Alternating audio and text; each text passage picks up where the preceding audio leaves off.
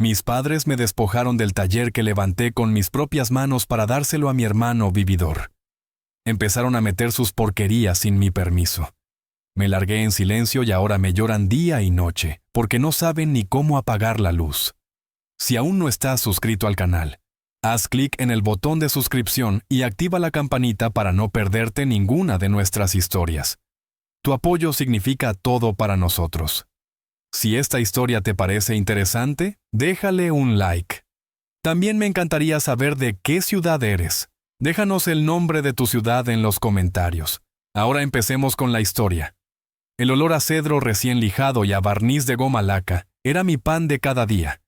El incienso de mi particular sacristía. Ahí en mi taller, cada gubia, cada formón, cada serrucho japonés tenía su lugar, como si fueran reliquias sagradas. En ese momento, la yema de mis dedos acariciaba la curva de una guitarra acústica, una pieza de concierto para don Rafael, un músico retirado que veía en mis manos la continuación de un arte casi perdido. Este taller, amigos, era más que 4 paredes. Era un anexo a la casa de mis padres que yo mismo había rescatado de ser una bodega miserable llena de cachivaches y humedad. Le invertí no solo los pocos ahorros que tenía en aquel entonces, sino cada gota de sudor, cada hora libre durante casi 2 años para convertirlo en este espacio de luz y creación. Mi templo. Muchos se preguntarán qué hacía un hombre de 32 años, con un oficio entre manos viviendo aún con sus padres. La historia es un poco larga, pero se las resumo. Hace 5 años yo estaba con un pie en el avión, beca a mano para irme a Cremona, Italia, la cuna de los violines, a perfeccionar mi arte. Pero el destino, o más bien la mala cabeza de mi padre Ricardo, se interpuso. Su ferretería, el negocio familiar que alguna vez nos dio de comer con Holgenbargo. Deudas, una pésima administración, un cóctel Molotov.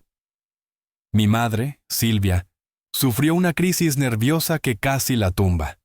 ¿Qué haces en una situación así? Yo era el único hijo que parecía tener la cabeza sobre los hombros. Así que renuncié a Italia, a mi sueño y con mis ahorros, esos que eran para mi estancia y mis estudios, más un préstamo que tuve que avalar y que todavía me pesaba. Logramos malvender el negocio y salvar la casa del embargo. La promesa fue clara, o eso creí. Será solo hasta que nos recuperemos, hijito.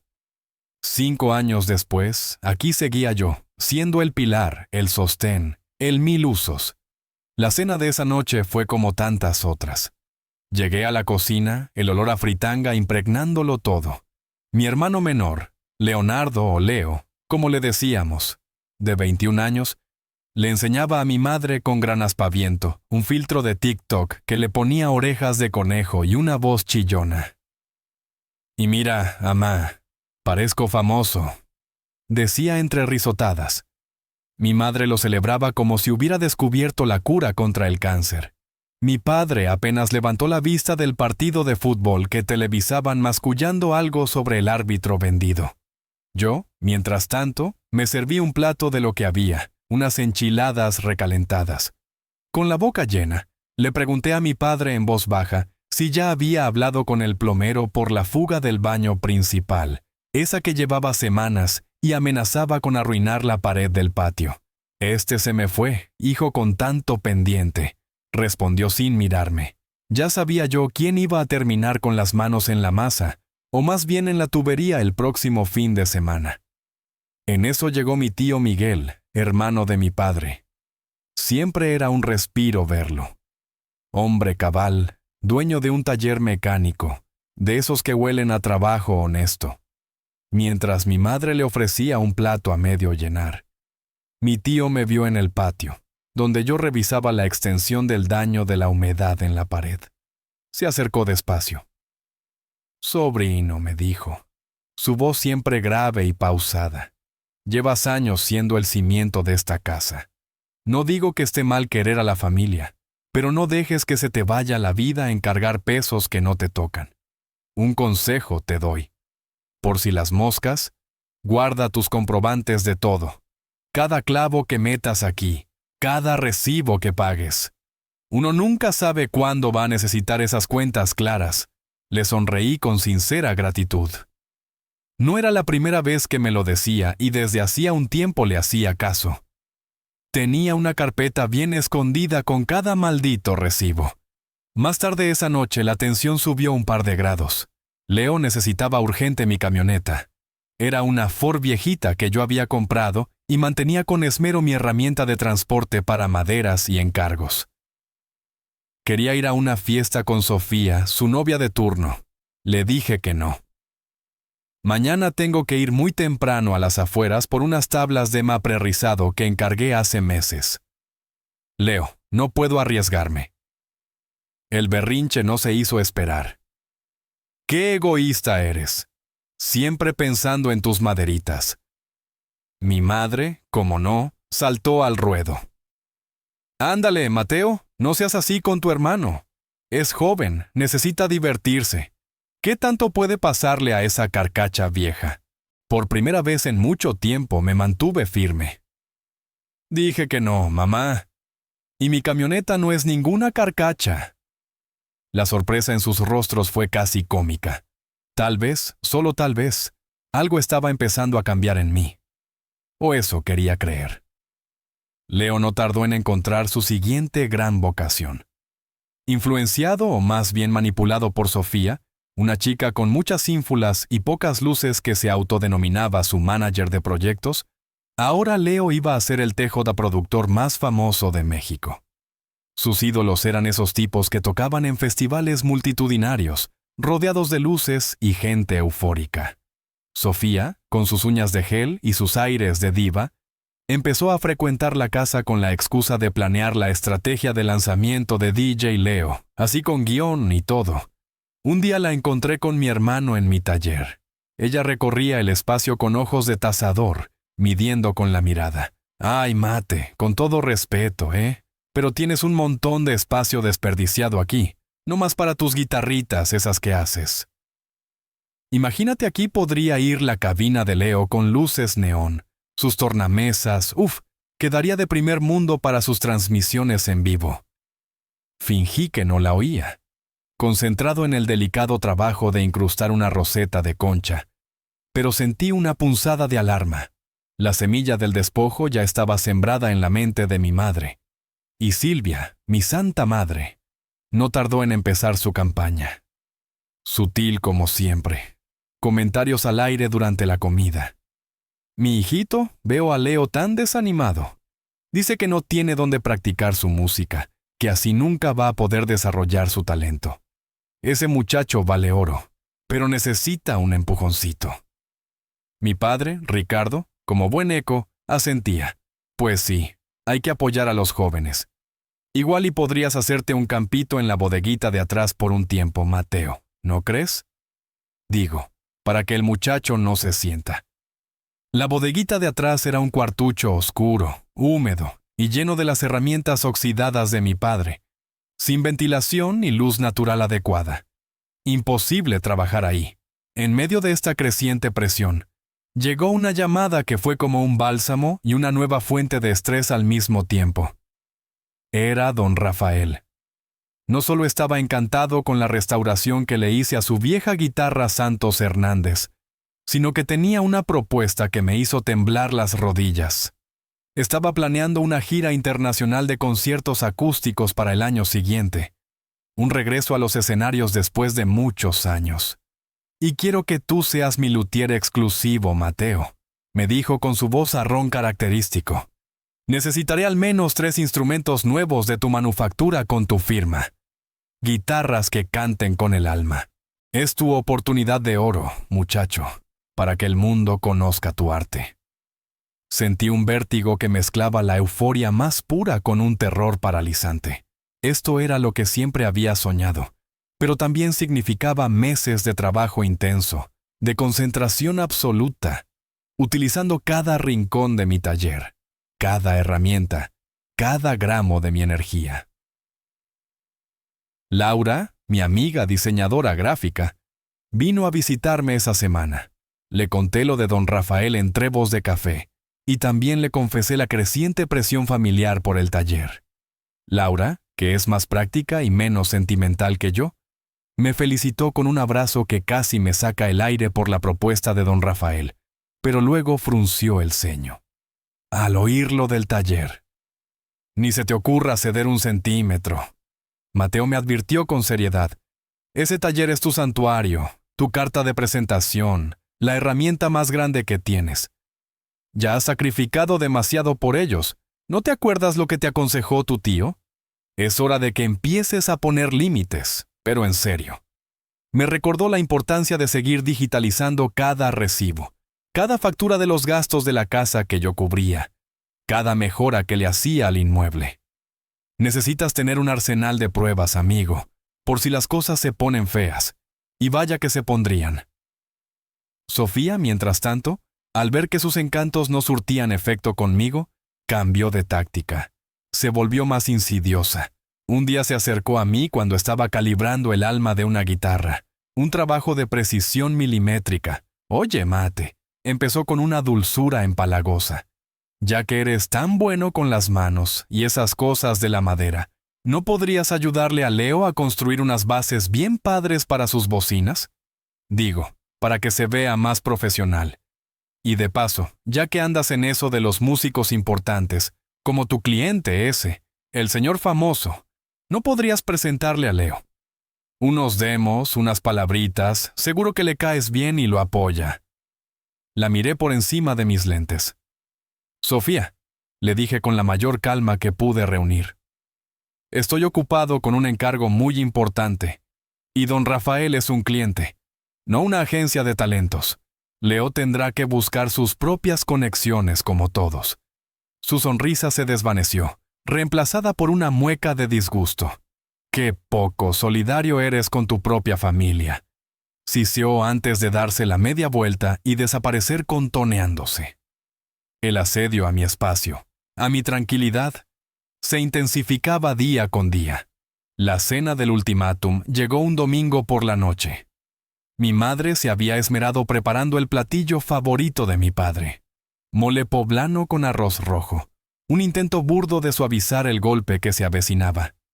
El ambiente en la mesa era tenso, cargado de silencios incómodos y miradas furtivas. Leo y Sofía, sentados uno junto al otro, cuchicheaban y sonreían con una complicidad que me revolvía el estómago. Yo comía despacio, cada bocado me sabía a cartón.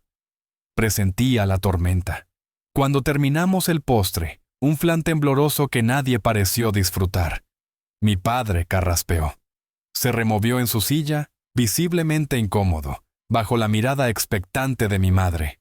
Finalmente soltó la bomba sin anestesia, sin mirarme a los ojos. Mateo, hemos estado platicando tu madre y yo, y bueno, hemos tomado una decisión. Tu hermano Leo necesita un lugar adecuado para su proyecto musical, un lugar donde puede ensayar, grabar sin molestar y sin que lo molesten. Y pues, tu taller es el único espacio en la casa que cumple con esas condiciones. Es amplio. Está aislado del ruido.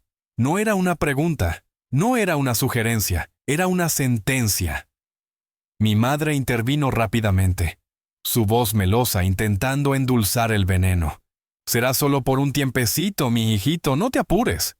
En cuanto Leo empiece a ganar dinero con sus tocadas y sus patrocinadores, que seguro no tardan en llegar porque es muy talentoso, él mismo se buscará su propio estudio profesional. Esto es nada más para darle ese empujoncito que necesita para despegar. Tú ya estás más encaminado, ya tienes tus clientes. Leo, con una sonrisa de suficiencia que me taladraba el alma, añadió, sí, bro. Hasta podríamos hacer colaboraciones, ¿te imaginas? Mis beats electrónicos con tus guitarritas acústicas de fondo. Algo bien innovador, bien fusión. Sería un exitazo. Sofía, a su lado, aplaudió la genialidad de la idea con un entusiasmo fingido que casi me hace vomitar. Esta vez, sin embargo, yo estaba preparado, o al menos eso creía. Dejé los cubiertos sobre el plato con cuidado. Tomé un sorbo de agua y los miré uno por uno. Entiendo que quieran apoyar a Leo en sus aspiraciones, comencé. Mi voz sorprendentemente calmada, firme, Y créanme que nadie desea más que yo que encuentre su camino y sea exitoso. Sin embargo, hay algunas cosas que deben considerar antes de tomar una decisión tan drástica. Respiré hondo. Ese taller, continué, no es solo un cuarto grande, harto. Es mi lugar de trabajo, mi fuente de ingresos principal, el espacio donde tengo invertidos no solo años de esfuerzo, sino miles de pesos en herramientas especializadas, maquinaria delicada y maderas finas que requieren condiciones específicas de temperatura y humedad. Actualmente, como ya les había comentado, estoy trabajando en el proyecto más importante de mi carrera con Don Rafael. Un proyecto que, dicho sea de paso, también podría significar un beneficio económico considerable para esta familia si todo sale bien. Si yo le cedo el taller a Leo, ese proyecto simple y sencillamente se cancela. No tengo otro lugar donde trabajar con la precisión y la concentración que se requiere. Están plenamente conscientes de las implicaciones directas de su decisión. Hubo un silencio denso. Mi madre tituó su mirada buscando la de mi padre.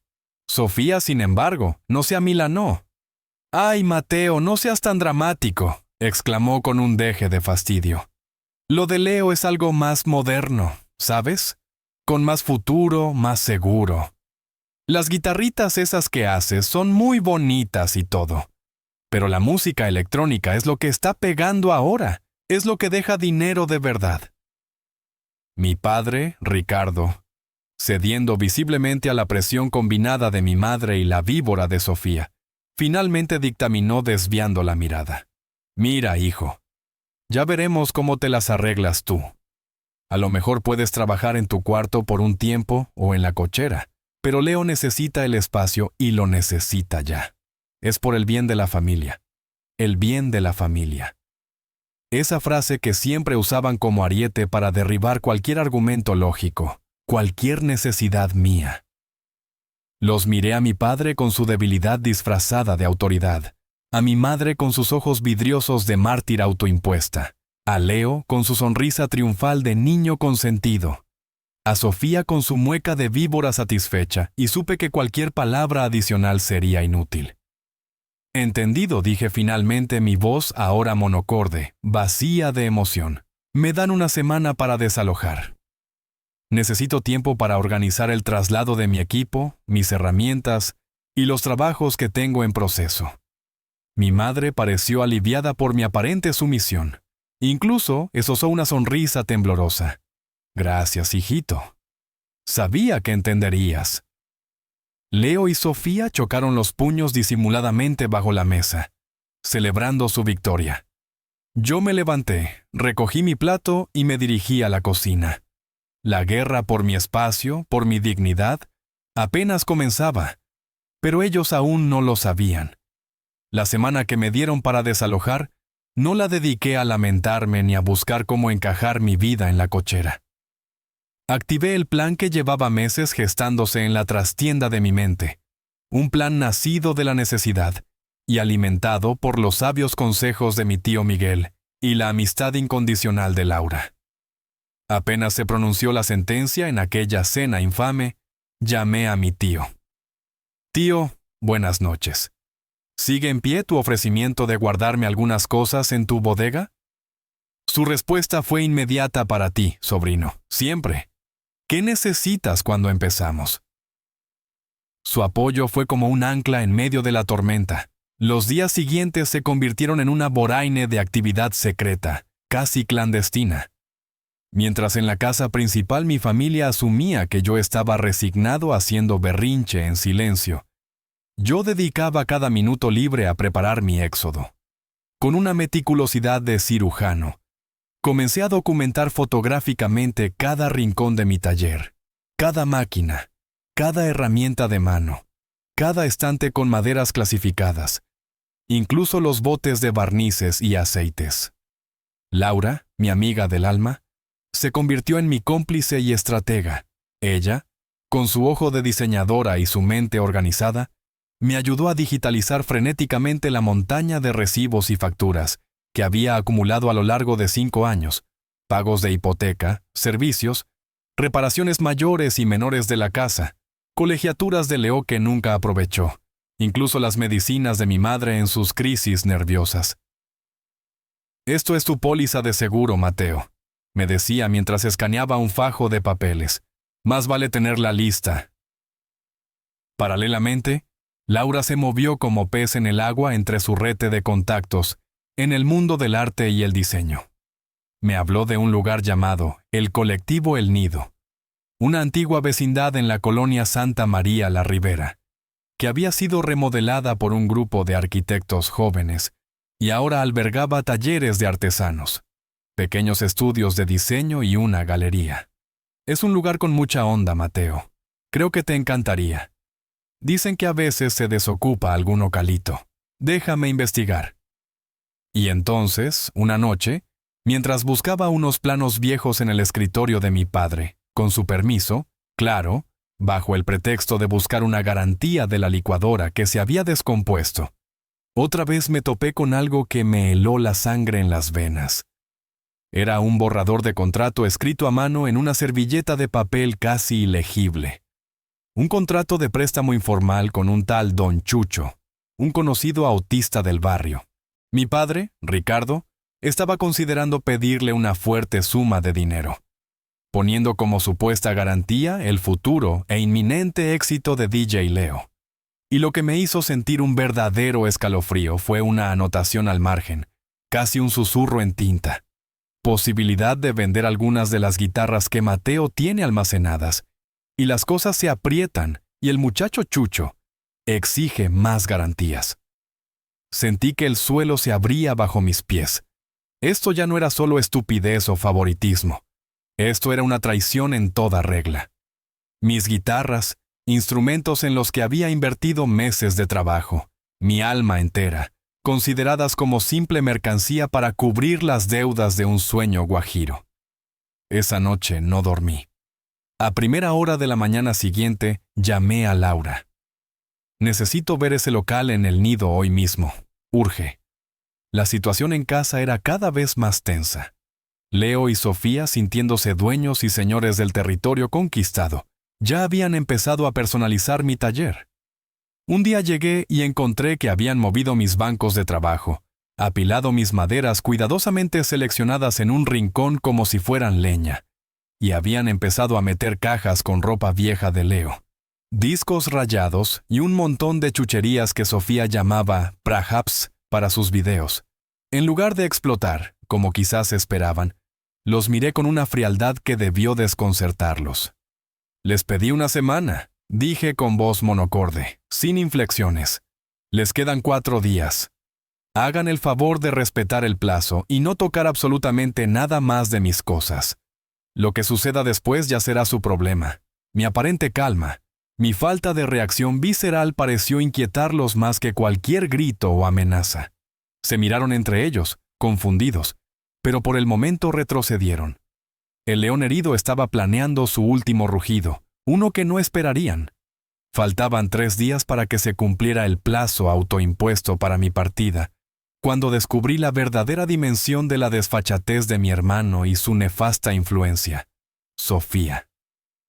Fui a buscar un juego de limas suizas de precisión, finas como agujas, esenciales para el acabado de los trastes, y varios juegos de cejuelas y selletas de hueso que guardaba bajo llave en un pequeño armario metálico dentro del taller.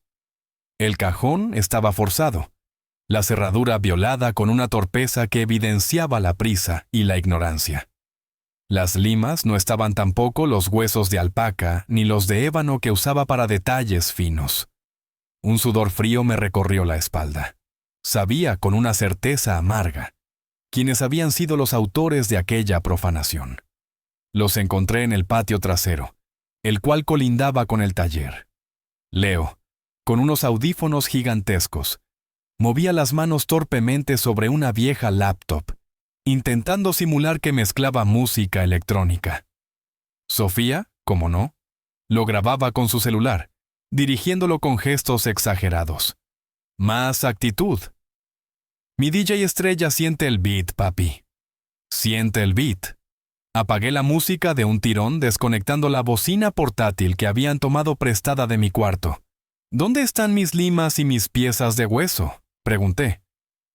mi voz sonando extrañamente calmada, aunque por dentro sentía un volcán a punto de hacer erupción. Leo se quitó los audífonos, desconcertado. «Limas, ¿qué limas, bro? No sé de qué me hablas». Su intento de inocencia era patético. Sofía intervino con esa sonrisita cínica que ya empezaba a detestar profundamente. «Ay, ya, Leo, dile la verdad.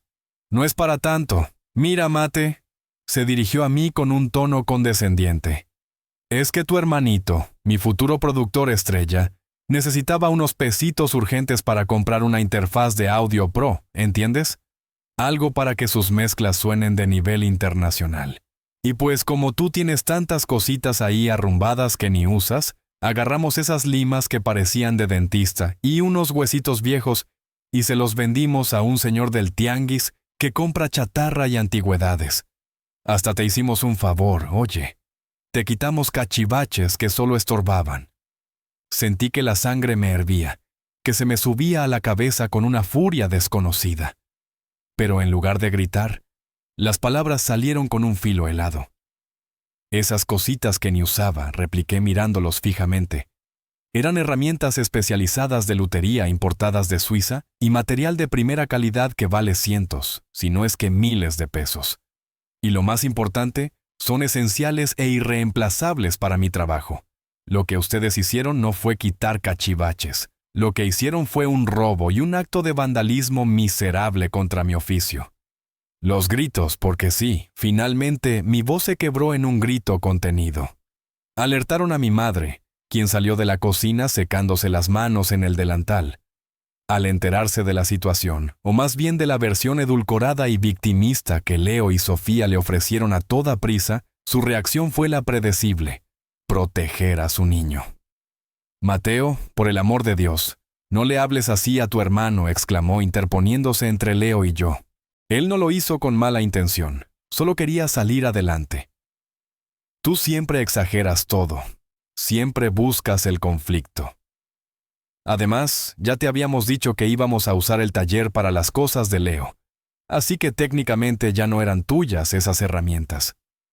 Esa última frase fue como una bofetada. Técnicamente ya no eran mías. Mi trabajo, mis herramientas, mi espacio despojados con una lógica retorcida y cruel. Mi padre llegó en ese momento atraído por el escándalo. Mi madre le contó su versión de los hechos, pintándome a mí como el intransigente y a Leo como la pobre víctima de mis celos profesionales.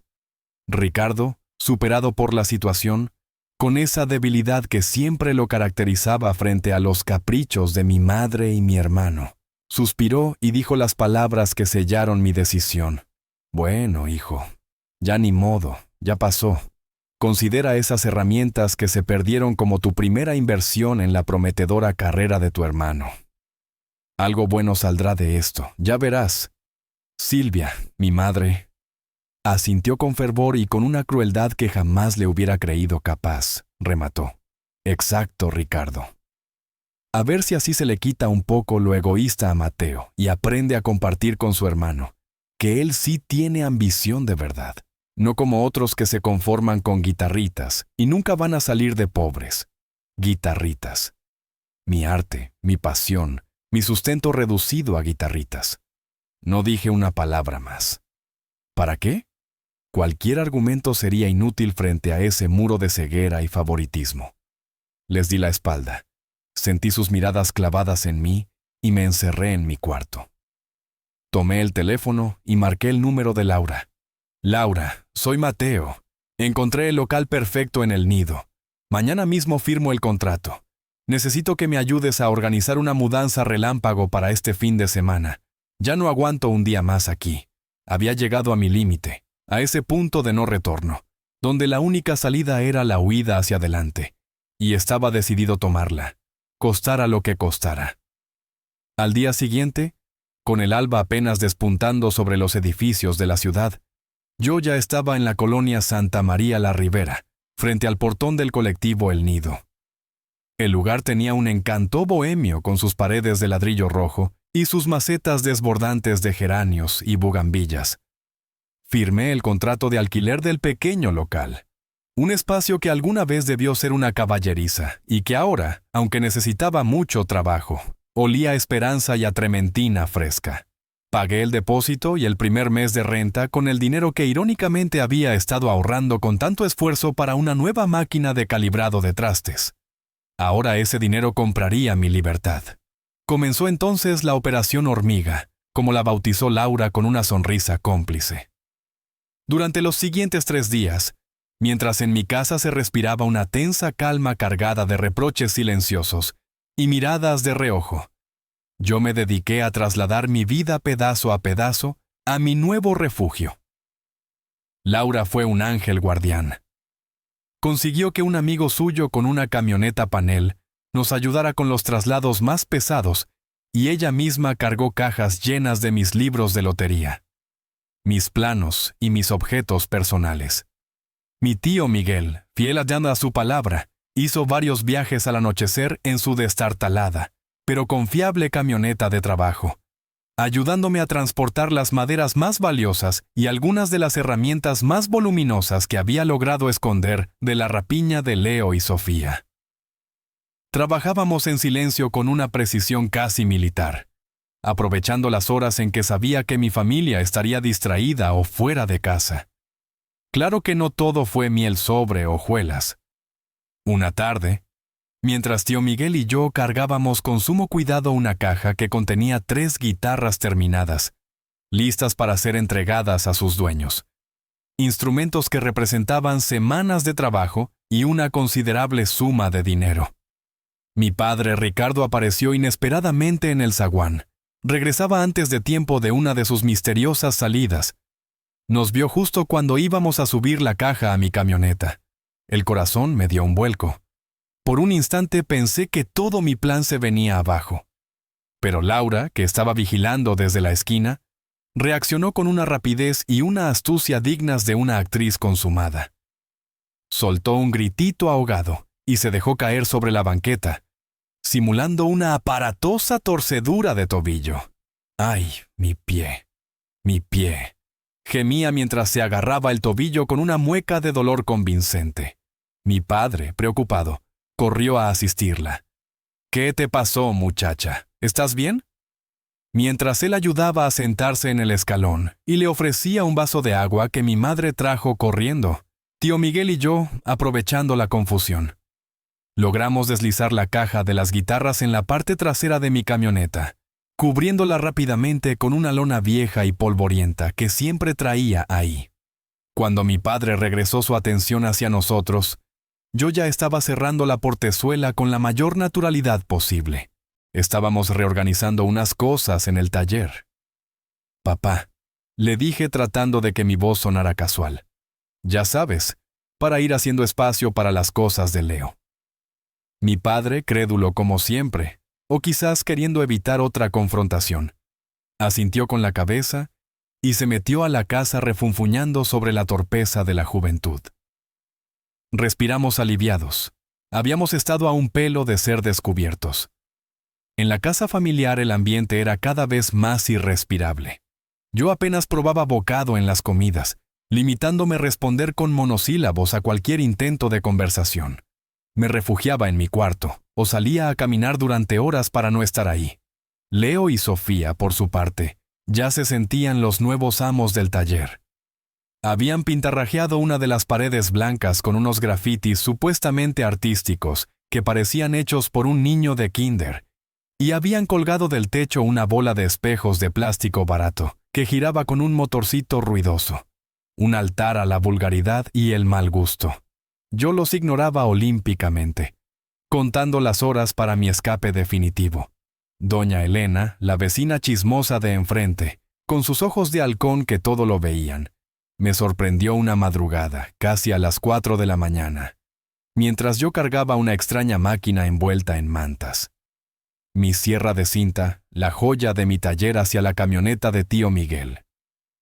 «Landa la osa», exclamó en voz baja, pero lo suficientemente audible con esa sorna que la caracterizaba. «Parece que alguien se está fugando con el santo y la limosna antes de que lo desfalquen por completo». No le respondí, Pero supe que al día siguiente el chisme correría como pólvora por el barrio. Y no me equivoqué. A la mañana siguiente, la escuché comentarle a otra vecina con lujo de detalles y varias florituras de su propia cosecha, que el hijo mayor de los Martínez, el que hace guitarritas, se estaba llevando hasta los clavos de la cruz porque ya no aguantaba a la familia de vividores que tenía. Mi madre, Silvia, que casualmente barría la banqueta en ese momento, escuchó el comentario y se puso pálida como el papel. Quizás, solo quizás, una pequeña luz de alarma comenzaba a encenderse en su cabeza. Pero ya era demasiado tarde. El éxodo estaba en marcha y no había vuelta atrás. El sábado llegó con la promesa de una libertad agridulce. A las 6 de la mañana, antes de que el sol siquiera pensara en asomarse por completo sobre el Cerro de la Estrella, una camioneta de mudanzas de tamaño mediano, de esas sin insignias que se alquilan por horas, se estacionó discretamente frente a la casa. Yo ya estaba listo, vestido con ropa de trabajo, el corazón latiéndome con una mezcla de ansiedad y una determinación férrea. Conmigo estaban 2 hombres corpulentos, amigos de tío Miguel, trabajadores y de pocas palabras listos para la faena. Comenzamos a sacar las máquinas más pesadas, la lijadora de banda, el taladro de columna y mi preciado banco de trabajo, ese que había construido con mis propias manos con madera de encino recuperada. El ruido, inevitable a pesar de nuestros esfuerzos por ser sigilosos, terminó por despertar a la casa. Primero apareció mi padre Ricardo en pijama y con los ojos hinchados de sueño. Al vernos forcejeando con la cepilladora eléctrica en el umbral de la puerta, su rostro pasó del desconcierto a una furia contenida. Luego salió mi madre, Silvia, envuelta en su bata de casa, el cabello revuelto. Su grito ahogado al ver la camioneta de mudanzas y el taller casi vacío resonó en el silencio de la mañana. Finalmente, Leo arrastrando los pies y con una camiseta de su equipo de fútbol como única prenda, seguido de cerca por Sofía, quien ya venía con el celular en mano, lista para grabar el drama. ¿Pero qué demonios significa esto, Mateo? Component Placement, rugió mi padre, su voz temblando de ira. ¿Se puede saber qué estás haciendo? Mi madre se llevó las manos a la boca, sus ojos desorbitados. Dios mío, Mateo, te estás llevando todo, no puedes hacer esto. Leo, con la arrogancia que lo caracterizaba, intervino. Oye, abusado, esas ya son mis cosas, ese es mi estudio. Me estás arruinando mis planes, imbécil.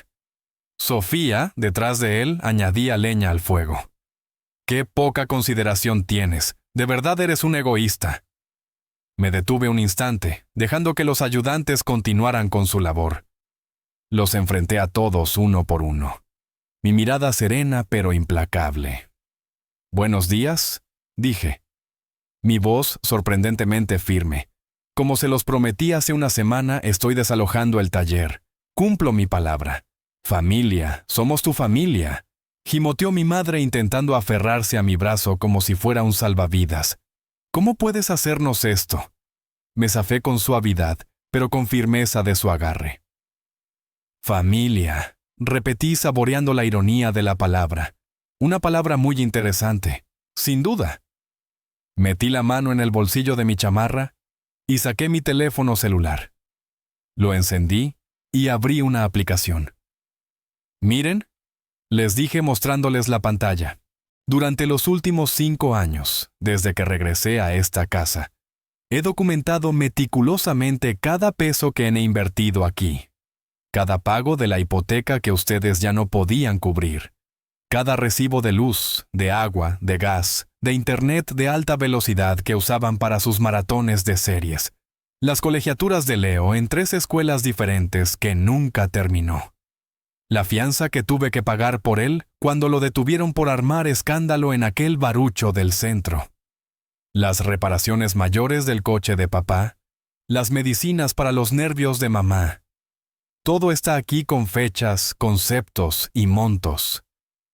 Gráficos que muestran que he aportado más del 70% de los gastos totales de esta casa durante un lustro. El silencio que siguió fue espeso, cortante. Sus rostros eran un poema de incredulidad y creciente pánico. Y aquí continué sacando ahora de otro bolsillo un juego de fotocopias dobladas. Tengo una copia simple de la escritura de esta propiedad. Una propiedad donde curiosamente mi nombre no figura en ninguna parte, a pesar de haber pagado con mi trabajo mucho más de la mitad de su valor actual en el mercado. El taller que ahora reclaman como suyo, señalé hacia el espacio vacío. Lo construí yo desde los cimientos, con mi dinero, con mis manos, con mi sudor. Lo que ustedes hicieron la semana pasada no fue pedirme el espacio, fue despojarme. Y lo que hicieron con mis herramientas y mis maderas no fue un error, fue un robo. Ah, y por cierto, también descubrí sus planes de vender mis instrumentos terminados. Esas guitarritas que tanto desprecian para financiar las fantasías de estrellato de Leo. Mi padre palideció visiblemente. Mi madre abrió la boca para protestar, pero no le salió ni una palabra. Leo y Sofía se miraban el uno al otro desconcertados, como si de repente el guión de su película de éxito se hubiera incendiado. Finalmente saqué un sobre de mi bolsillo trasero. Se lo extendí a mi padre. Aquí están las llaves del taller, o de lo que queda de él.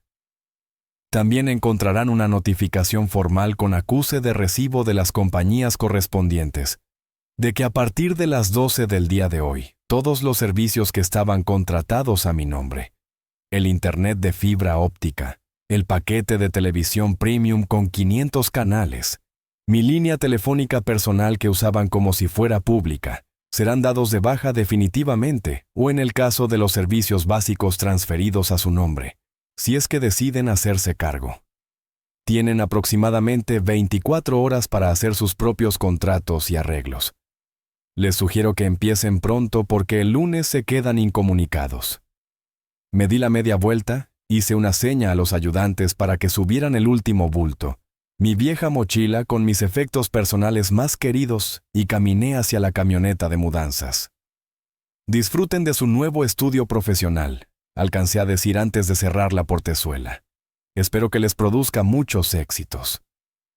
Arranqué el motor y me alejé de aquella casa sin mirar atrás ni una sola vez, dejando atrás a una familia petrificada en la banqueta en estado de shock, contemplando el amanecer de una nueva realidad que ellos mismos habían sembrado y que ahora, les gustara o no, tendrían que cosechar. El juicio había terminado y yo por fin era libre. Los primeros días en el nido fueron una mezcla de agotamiento físico y una extraña sensación de ligereza. El local era más pequeño de lo que recordaba, y el olor a pintura fresca y a humedad luchaba por imponerse al de mis maderas y barnices. Pero era mío. Cada rincón, cada clavo que ponía en la pared para colgar mis herramientas, lo sentía como una reconquista. Laura fue un pilar. Me ayudó a limpiar, a pintar, a organizar el espacio de la manera más eficiente posible. Incluso convocó a otros artesanos del colectivo, un ceramista, una encuadernadora y un orfebre, que con esa solidaridad gremial que tanto se agradece, vinieron un domingo a echarme una mano para instalar las máquinas más pesadas y a compartir unos tacos de canasta y unas cervezas frías al final de la jornada. Por primera vez en mucho tiempo me sentí parte de algo de una comunidad. Don Rafael, mi mecenas, vino a visitar mi nuevo taller a la semana siguiente. Inspeccionó el lugar con su ojo crítico pero benevolente. Asintió con la cabeza y antes de irse me extendió un cheque, un adelanto por los instrumentos de la gira. Mateo me dijo con una palmada en el hombro, para que te alivianes con los gastos de instalación y no te falte material. Confío en ti, muchacho. Ahora a trabajar, que el arte no espera. Ese gesto, esa confianza valieron más que todo el dinero del mundo. Mientras tanto, en la casa de la calle Orion, la que alguna vez fue mi hogar, el caos no tardó en desatarse. Tal como se los había advertido, al día siguiente de mi partida, el internet de alta velocidad y el servicio de televisión por cable fueron cortados abruptamente. Mi madre me llamó desde un teléfono público, su voz entrecortada por la angustia. «Mijito, no tenemos internet. Leo no puede investigar para sus proyectos musicales, y tu padre no puede ver sus noticias». Le respondí con calma, Mamá, les avisé que eso pasaría. Tienen que contratar sus propios servicios. Colgué antes de que empezaran los chantajes emocionales. La primera factura de luz a nombre de Ricardo llegó a los pocos días. Según me contó después tío Miguel, mi padre casi se desmaya al ver el monto. Acostumbrados a que yo pagara la mayor parte, nunca se habían percatado del consumo real de la casa con la televisión encendida todo el día, las luces de todos los cuartos prendidas y los ensayos de Leo a todo volumen con equipos prestados que consumían una barbaridad. Pero la verdadera debacle le llegó cortesía de mi ilustre hermano. En su primer intento serio de montar su estudio profesional en el taller ahora vacío y a su entera disposición, Leo, con esa mezcla de ignorancia y soberbia que lo caracterizaba, intentó conectar todos sus aparatos de sonido de segunda mano. Una mezcladora barata, un par de bocinas viejas que le cambió a un amigo por una bicicleta robada y una maraña de cables de dudosa procedencia. A un solo enchufe múltiple conectado a una extensión aún más vieja. El resultado fue predecible, un estallido, chispas y un cortocircuito que no solo quemó su flamante equipo profesional, sino que inició un pequeño incendio en una de las paredes del taller, la que estaba más cerca de la instalación eléctrica original. Mi padre Ricardo, alertado por el olor a plástico quemado y los gritos de pánico de Leo, corrió al taller y con más valor que pericia. Logró apagar las llamas usando el viejo extintor que yo había insistido en recargar y mantener en buen estado por si las moscas. Salió del trance con una quemadura de 2º grado en el antebrazo derecho, una tosperruna a causa del humo negro y acre que había inhalado. Y el taller mi antiguo santuario, parcialmente chamuscado, oliendo a desastre y a sueños rotos. Las llamadas y los mensajes a mi celular se volvieron incesantes, frenéticos. Mi madre lloraba desconsoladamente. «Mateo, tienes que venir. Hubo un accidente. El taller se quemó. Tu padre está herido». Mi padre, con la voz ronca y débil, me exigía que regresara inmediatamente a arreglar este desmadre. Leo, como no me culpaba a mí. «Todo esto es tu culpa. Si no te hubieras llevado tus herramientas, yo hubiera podido arreglar la conexión». ¿Bien? Escuché pacientemente cada uno de sus mensajes de voz, cada súplica, cada acusación. Cuando finalmente decidí responder, lo hice con un solo mensaje de texto frío y conciso, dirigido a mi padre. «Lamento lo de tu brazo y lo del taller. Te sugiero que llames a un electricista certificado para que revise la instalación completa antes de que ocurra una desgracia mayor, y también al seguro de la casa si es que alguna vez se acordaron de pagarlo. Ya no es mi responsabilidad. Estoy ocupado». Bloqueé sus números temporalmente. Necesitaba paz para trabajar, para reconstruir mi vida. Tío Miguel me visitó esa noche. Había ido a ver a mi padre al enterarse del accidente. Me contó que Ricardo estaba desolado, no tanto por la quemadura, sino por la humillación y la cruda realidad que empezaba a vislumbrársele. «Está empezando a entender, sobrino», me dijo mi tío mientras compartíamos un café cargado. «A veces la gente necesita tocar fondo para abrir los ojos. Dejaste que Silvia y el zángano de tu hermano te manipularan por años. Pero ya se acabó. Mateo aguantó demasiado y ese Mateo ya no existe». Sus palabras, duras pero ciertas, resonaron en mi cabeza. La caída libre de mi familia apenas comenzaba. Los días que siguieron a mi partida y al conato de incendio en el taller fueron un tobogán directo al infierno para mi familia, o al menos. Eso era lo que me llegaba a cuentagotas, a través de los reportes de tío Miguel y de las indirectas, a veces no tan indirectas, de doña Elena, la vecina, cuando me la encontraba en el mercado. Pronto salió a la luz la verdad sobre el destino del dinero que Leo había obtenido por la venta malbaratada de mis herramientas y maderas. Resultó que la famosa interfaz de audio profesional había sido en realidad una cena carísima en un restaurante de moda en Polanco para impresionar a Sofía, además de un par de trapitos nuevos y unos zapatos de marca para ella. El equipo de sonido que se quemó en el taller era, en efecto, una baratija de segunda mano que un amigo de Leo le había vendido casi regalada porque ya no servía. La mayor parte del botín se lo había gastado en mantener las apariencias de un estrellato que solo existía en su cabeza y en la de su arvista novia. Y hablando de Sofía, la manager de proyectos, no tardó en mostrar su verdadero rostro. En cuanto vio que el taller era una ruina humeante, que Leo no tenía ni un peso partido por la mitad y que la gallina de los huevos de oro, o sea, yo, había volado del nido, desapareció de su vida con la misma rapidez con la que había llegado. Le mandó un mensaje de texto escueto y cruel. Sorry, perdedor. Creo que me equivoqué de artista. Busco un productor, no un problema con patas. Ahí te ves. Antes de esfumarse, según supe después, tuvo el descaro de llevarse el único reloj de marca que Leo poseía. Un regalo de graduación de la preparatoria que mis padres le habían comprado con mucho esfuerzo y un par de perfumes caros de mi madre que estaban en el tocador. Una verdadera joya de mujer. La crisis económica en la casa de la calle Orion se agudizó a niveles críticos.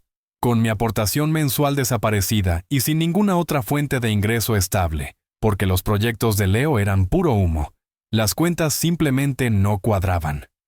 Llegaron los avisos de corte de agua y de gas por falta de pago. La despensa, que antes siempre estaba surtida gracias a mis compras semanales, empezó a mostrar unos vacíos alarmantes. Mi padre, Ricardo, tuvo que tragarse su orgullo, ese orgullo de hombre de negocios venido a menos, y pedir ayuda a algunos parientes lejanos de esos que solo se acuerdan de uno en los velorios. Le ayudaron, sí, pero con cantidades míseras y con una buena dosis de reproches y miradas de conmiseración que, según tío Miguel, lo dejaron más humillado que agradecido.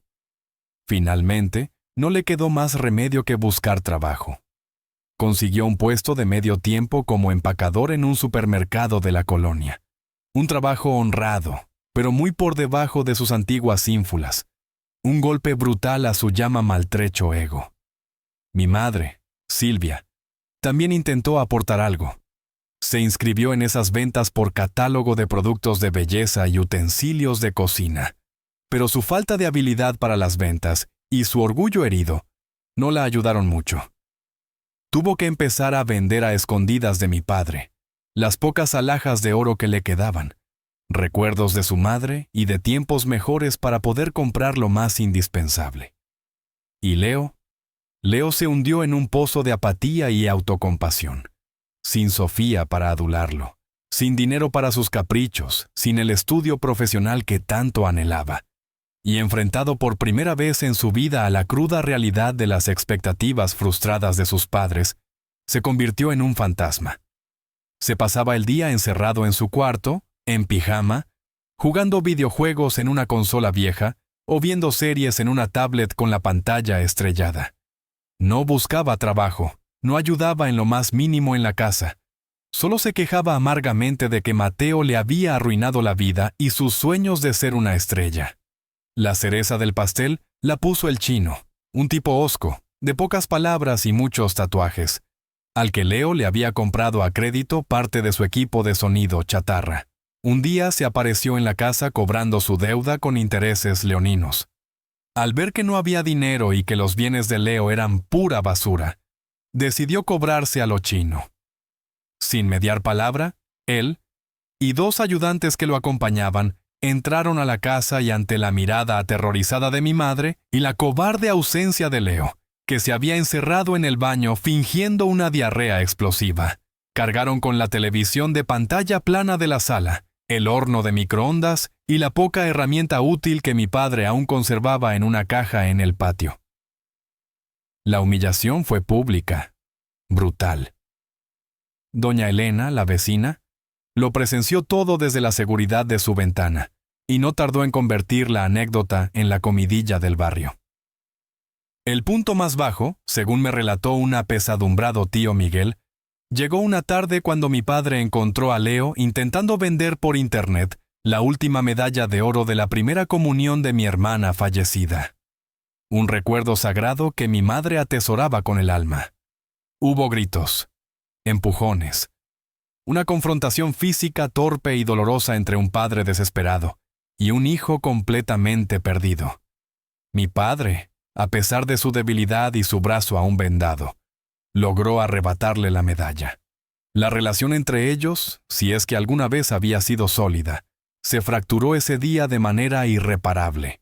Estaban tocando fondo y el impacto era brutal. Pasaron 8 largos meses, en los que yo me dediqué en cuerpo y alma a levantar mi nuevo taller en el nido, y de paso a reconstruirme a mí mismo. El trabajo fluía como nunca antes. La libertad de crear sin presiones, sin interrupciones, sin tener que justificar cada gasto o cada decisión, obró milagros en mi creatividad.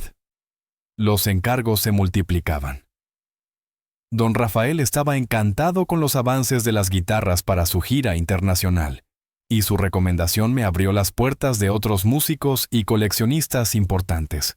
Laura, con su talento para el diseño y su visión para los negocios, me ayudó a crear una marca personal, una página web elegante y a mover mis creaciones en redes sociales. Incluso me animé a contratar a un joven aprendiz, un muchacho del barrio con un talento innato para la madera y una sed de aprender que me recordaba a mí mismo en mis inicios. Hasta empecé a dar pequeños talleres de lotería los sábados por la tarde, compartiendo mi pasión y generando un ingreso extra.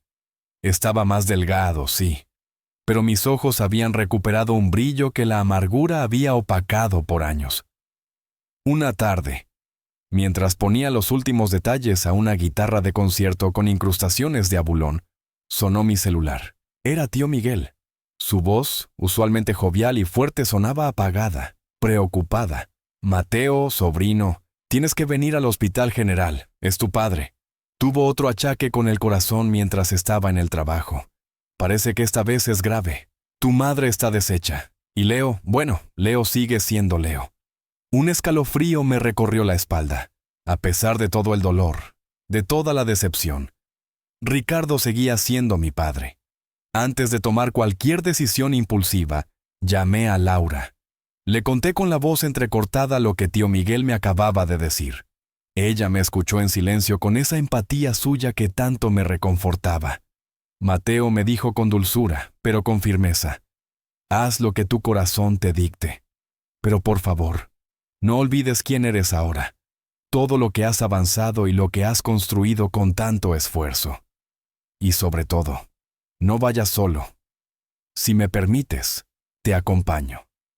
Sus palabras fueron un bálsamo. Llegamos al Hospital General, un edificio enorme y un tanto destartalado que olía a desinfectante y a miedo. Laura me tomó del brazo con suavidad mientras caminábamos por los pasillos laberínticos. En la sala de espera de cardiología encontramos la escena que tío Miguel había descrito. Mi madre, Silvia, estaba encogida en una silla de plástico, visiblemente envejecida, temblando como una hoja, con la mirada perdida en el vacío. Leo, en un rincón apartado, tecleaba furiosamente en su celular, ajeno al drama que lo rodeaba, o quizás protegiéndose de él con su coraza de indiferencia. Al vernos, mi madre se levantó como impulsada por un resorte y con un gemido que se me clavó en el alma. Se arrojó literalmente a mis pies, abrazándose a mis piernas, sollozando desconsoladamente. Hijo de mi vida, perdóname, por favor, perdóname. Tu padre se nos muere. Mateo, necesitamos tu ayuda. Eres nuestra única esperanza. Haré lo que tú me pidas. Seré tu esclava si quieres, pero sálvalo, te lo ruego. Laura y yo la levantamos con cuidado, con toda la gentileza que pudimos reunir. Mamá, por favor, tranquilízate, le dije, mi propia voz sonando extraña, lejana. Primero vamos a averiguar cómo está mi padre realmente y qué es lo que dicen los médicos. Hablé con el cardiólogo de guardia, un hombre joven, pero de mirada seria y profesional. El diagnóstico fue un golpe seco, infarto agudo al miocardio. Mi padre había llegado a tiempo, pero su condición era delicada. Necesitaba una cirugía de bypass coronario urgente. Una intervención costosa y de alto riesgo, seguida de un cambio radical en su estilo de vida, si quería tener alguna posibilidad de sobrevivir y recuperar una calidad de vida aceptable. Esa noche, en la misma sala de espera, mientras mi padre dormía sedado en la unidad de cuidados intensivos, reunía a mi madre y a un Leo, hosco y reacio, que había sido prácticamente arrastrado hasta allí por tío Miguel. Laura se sentó a mi lado, su presencia silenciosa dándome una fuerza que no sabía que tenía. «Escúchenme bien los dos», comencé. Mi voz tranquila, pero cargada de una autoridad que ni yo mismo me reconocía. «Voy a cubrir todos los gastos médicos de mi padre, porque es mi padre, y a pesar de todo lo quiero. Pero quiero que entiendan una cosa muy claramente. Esto no significa que las cosas van a volver a ser como antes. Tengo condiciones, y esta vez no son negociables». Los miré a los ojos uno por uno. «Primera condición, Leo», dije dirigiéndome a mi hermano que me miraba con una mezcla de desafío y temor. «A partir de mañana mismo te presentas a trabajar en el taller de tío Miguel. Él necesita un ayudante general, y me ha dicho que está dispuesto a darte una oportunidad. Es un trabajo duro, mal pagado al principio, pero honrado. Aprenderás un oficio y lo más importante, aprenderás lo que cuesta ganarse el pan. Si no te presentas o si no cumples con tus responsabilidades, te olvidas de cualquier tipo de ayuda mía para siempre. Y una parte de tu sueldo, por pequeña que sea, se destinará a los gastos de la casa». Leo intentó protestar, pero mis proyectos musicales, mi carrera, lo fulminé con la mirada. «Tu único proyecto ahora, Leonardo, es aprender a ser un hombre responsable. Si no te gusta la oferta de tío Miguel, eres libre de buscar otra cosa. Pero de esta familia no volverá a salir un solo peso para tus fantasías, hasta que demuestres que te lo has ganado». Continué dirigiéndome a mi madre. Segunda condición. «Mamá, esta casa, la casa de la calle Orión, se va a vender. Es demasiado grande, demasiado costosa de mantener para ustedes dos solos. Con el dinero de la venta y con lo que yo pueda aportar, buscaremos un departamento pequeño, funcional, cerca de este hospital para facilitar las revisiones de papá y cerca del trabajo de Leo. Tío Miguel nos ayudará con los trámites de la venta y la búsqueda del nuevo lugar. Tercera condición, y la más importante para mí, yo no voy a volver a vivir con ustedes. Mi vida, mi trabajo, mi paz, están en otra parte. Los visitaré, por supuesto. Me aseguraré de que mi padre tenga todo lo necesario para su recuperación y su tratamiento. Los apoyaré moralmente en lo que pueda. Pero mi rol de proveedor económico principal, de cajero automático y de 1000 usos de esta familia, se terminó definitivamente hoy. Y cuarta condición, cualquier decisión financiera importante que se tome de ahora en adelante, se consultará conmigo y con tío Miguel. No más gastos impulsivos, no más caprichos, no más deudas escondidas. Se acabó el despifarro. Mi madre asintió entre lágrimas, su cuerpo sacudido por los sollozos. Parecía derrotada, pero en el fondo de sus ojos cansados, creí vislumbrar también un atisbo de alivio, como si una carga demasiado pesada le hubiera sido quitada de encima. Leo, por su parte, permanecía en silencio con la cabeza gacha, quizás por primera vez en su vida, sin argumentos, sin excusas. Semanas después, el panorama había cambiado drásticamente. Mi padre se recuperaba lentamente de la cirugía en un pequeño departamento alquilado en una colonia modesta, pero tranquila. Yo lo visitaba cada tercer día, llevándole comida casera y supervisando su tratamiento. Leo, para sorpresa de todos, especialmente la mía, había aceptado el trabajo en el taller de tío Miguel. Llegaba a casa tarde, cansado, cubierto de grasa y polvo, pero con una dignidad en la mirada que nunca antes le había visto. Cada quincena, con un orgullo incipiente, le entregaba a mi madre una parte de su sueldo. Ella, a su vez, con una libreta y un lápiz, administraba el escaso presupuesto familiar bajo la supervisión atenta de tío Miguel. La vieja casa de la calle Orión ya tenía un letrero de se vende clavado en el jardín. Observé esa escena un domingo por la tarde. No había una felicidad idílica, ni mucho menos, pero había un orden frágil, una rutina esforzada, Una posibilidad de cambio real que había sido forjada en el fuego de la crisis. Me despedí de ellos para volver a mi taller, a mi vida, a mis guitarras que esperaban mis manos. El camino por delante aún era largo y lleno de incertidumbres, pero por primera vez en muchos años, la carga se sentía diferente. Ya no estaba solo sobre mis hombros y mis manos. Por fin eran verdaderamente libres para crear. M.